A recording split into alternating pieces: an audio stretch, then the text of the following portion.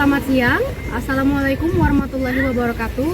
Om Swastiastu, Shalom, Namo Buddhaya, dan salam sejahtera untuk kita semua.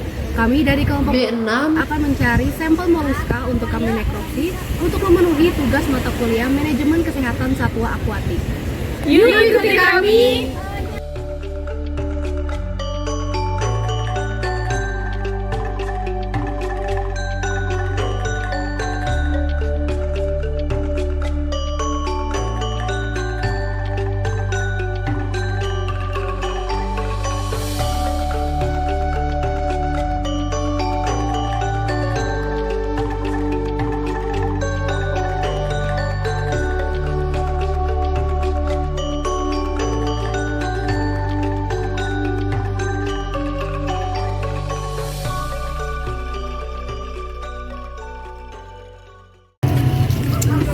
Baik, kami telah menemukan sampel moluska bivalvia berupa kerang hijau. Yuk ikuti kita nekropsi. Yuk. Sebelum masuk ke dalam pembahasan selanjutnya, yuk kenalan dengan anggota kelompok P6. Yang pertama ada Hidayat Rizka Mesanti dengan NIM akhir 105, Evangeline Vera Totarigan dengan NIM akhir 107, Cecilia Erika Kusuma dengan NIM akhir 108, Nandia Suci Aulia Putri dengan NIM akhir 113, Alimatus Zaida dengan NIM akhir 116, dan Haniyah Zain Arifa dengan NIM akhir 119. Moluska berasal dari kata Latin molluscus yang berarti lunak, adalah filum hewan invertebrata yang memiliki tubuh lunak dan bervariasi dalam bentuk dan ukurannya. Moluska terbagi menjadi beberapa kelas. Yang pertama itu ada gastropoda, yaitu moluska yang memiliki cangkang tunggal, biasanya berbentuk spiral. Lalu ada bivalvia, yaitu moluska yang memiliki cangkang terdiri dari dua bagian yang terhubung dengan engsel. Lalu ada cephalopoda, yaitu moluska yang memiliki tentakel. Lalu ada scapopoda, yaitu moluska yang memiliki cangkang berbentuk tabung terbuka di kedua ujungnya. Dan ada Amphineura, yaitu moluska yang memiliki cangkang dorsal yang terdiri dari 8 lempeng. Moluska dapat ditemui di laut, air tawar, dan darat. Moluska berperan dalam rantai makanan, indikator lingkungan, dan ekonomi manusia. Tujuan dilakukannya pemeriksaan patologi ini adalah untuk mengidentifikasi jenis patogen yang menyebabkan penyakit pada moluska tersebut. Pemeriksaan patologi juga bertujuan untuk mengevaluasi kesehatan populasi karena kondisi kesehatan moluska ini dapat mencerminkan lingkungan tempat hidupnya. Pemeriksaan patologi juga bertujuan untuk mendapatkan pemahaman yang lebih mendalam tentang penyakit pada moluska, dan hasil pemeriksaan patologi ini nantinya dapat digunakan untuk mengembangkan pengendalian penyakitnya. Baik, selanjutnya ada sinyalmen dari kerang hijau atau Pernaviridis. Yang pertama tuh ada klasifikasi. Nah, kerajaannya itu Animalia, filumnya Mollusca, kelasnya Bivalvia, subkelasnya Pteriomorphia, ordonya Mytilida, familinya Mytilidae, genusnya Perna, dan spesiesnya Pernaviridis. Nah, kerang hijau ini hidup pada perairan estuari, teluk, dan daerah mangrove dengan substrat pasir lumpuran, serta salinitas yang tidak terlalu tinggi. Kerang hijau ini juga memiliki warna gelap ke gradasi warna cerah kehijauan. Pada kerang hijau kami memiliki panjang 8 cm dan juga lebar 4 cm. Baik, berikutnya ada alat dan bahan yang kami gunakan.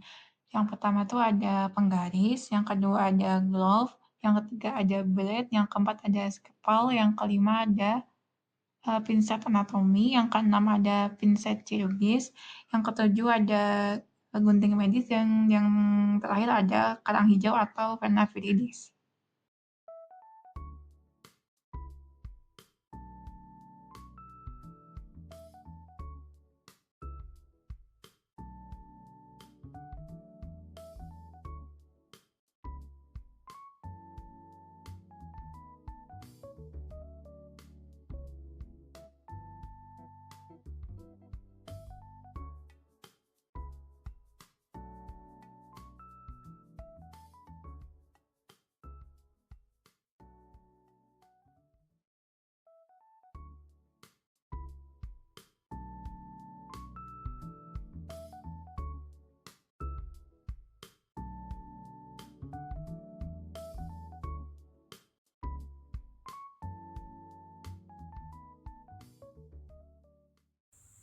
Baik, setelah dilakukannya nekropsi, kita dapat lihat secara lebih detail dan lengkap struktur-struktur anatomi dari Perna viridis.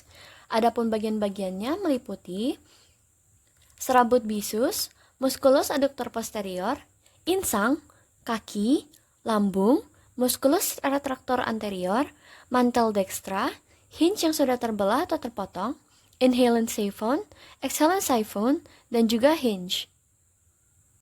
Baik, selanjutnya ada identifikasi lesi pada kerang hijau atau Perna viridis yang telah kami nekropsi. Yang pertama, ada tanda klinisnya, bisa kita lihat pada lesi eksternalnya. Di cangkang kerangnya itu ada barnacle atau Balanus sp yang menempel. Nah, barnacle ini bisa tumbuh secara berkelompok dan menutupi beberapa area permukaan cangkang. Kemudian bisa dilihat di sini adanya kerusakan cangkang, dan bahkan beberapa barnacle itu tampak menembus permukaan cangkang sehingga menciptakan lubang atau retakan. Dan yang terakhir bisa dilihat itu ada perubahan warna cangkang, di mana ada area kehitaman atau putih di permukaan cangkang yang menunjukkan adanya nekrosis atau kematian jaringan cangkang akibat penetrasi. Kemudian ada interpretasi lesi, di mana barnacle ini investasi barnacle ini sudah parah dan menembus cangkang hingga mencapai jaringan lunak yang ada di dalamnya. Dimana kalau bisa terus lanjut, bisa terjadi peradangan pada jaringan lunak. Penetrasi ini tuh bisa menyebabkan respon inflamasi seperti pembengkakan atau infeksi sekunder. Kemudian perkiraan penyebabnya tentunya karena keberadaan dari Balanus sp itu sendiri yang melekat pada cangkang kerang, di mana biasanya Balanus sp itu melekat di saat kondisi lingkungan yang mendukung. Contohnya perairan dengan salinitas dan suhu optimal untuk barnacle. Kemudian bisa jadi juga faktor lingkungannya itu di mana berada di perairan dengan sirkulasi air rendah atau tinggi kandungan nutrien untuk mendukung tumbuhnya barnacle.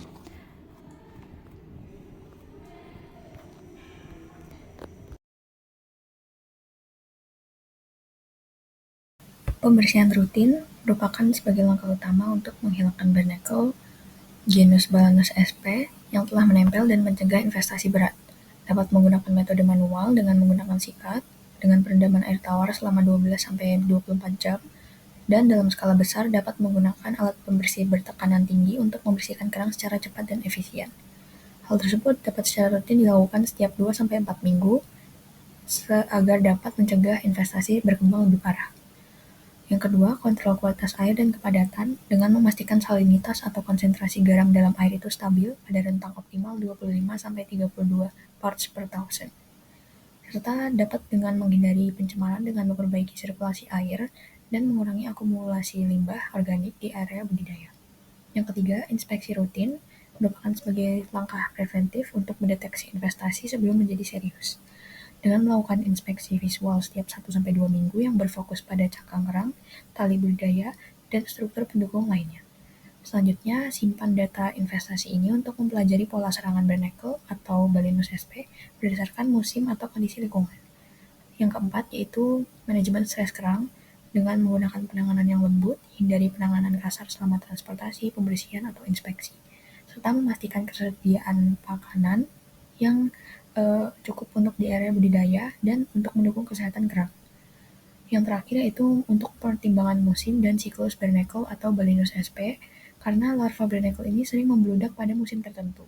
Contohnya musim investasi ini biasanya terjadi di musim panas atau saat suhu dan salinitasnya mendukung. Sesuaikan waktu budidaya untuk menghindari masa puncak investasi, dan dapat menggunakan sistem rotasi area budidaya untuk mengurangi paparan kerang terhadap larva barnacle atau Balanus sp sendiri. Kesimpulan, moluska berasal dari kata Latin molluscus yang berarti lunak, adalah filum hewan invertebrata yang memiliki tubuh lunak. Pemeriksaan patologi moluska dapat dilakukan berguna untuk mendiagnosis penyakit, evaluasi kesehatan populasi, dan juga penelitian. Dalam kasus ini, kami menggunakan kerang hijau dan didapatkan temuan berupa Balanus sp yang menempel di permukaan cangkang dan mencapai jaringan lunak di dalam kerang. Hal tersebut dapat terjadi karena faktor lingkungan. Pengelolaan kerang hijau dapat dilakukan dengan pembersihan rutin, kontrol kualitas air, inspeksi rutin, manajemen stres kerang, serta pertimbangan musim dan siklus Balanus sp. Sekian kegiatan nekropsi moluska berupa kerang hijau yang sudah dilakukan oleh kelompok B6. Terima kasih.